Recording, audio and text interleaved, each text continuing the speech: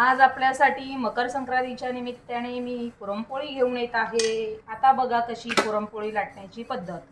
अशी पोळी गोल गोल फिरली पाहिजे पळपोटावर आणि त्याच्या कडा छान अशा पातळ लाटून घ्यायच्या। आपण स्वतः केलेली पोळी खाण्याची मजा थोडी वेगळीच असते। ही झाली पोळी लाटून।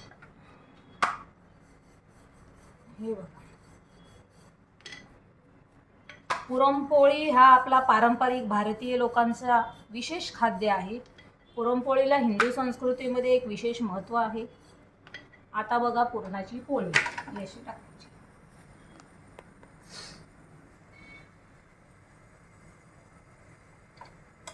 ही थोडीशी अशी गव्हाळ भाजून झाली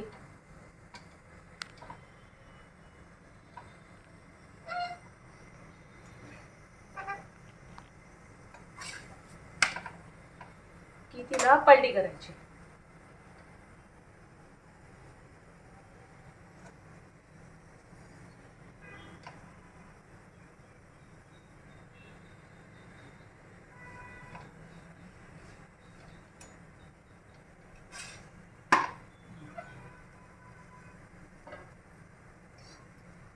तेल लावून घेऊया एका साईडने। पोळी लाटताना कशी चारी बाजूला पुरण पसरलं पाहिजे अशा पद्धतीने लाटायची। बघा आता कशी छान पुरीसारखी टम फुगते पोळी। दिसायला पण छान आणि खायला पण छान।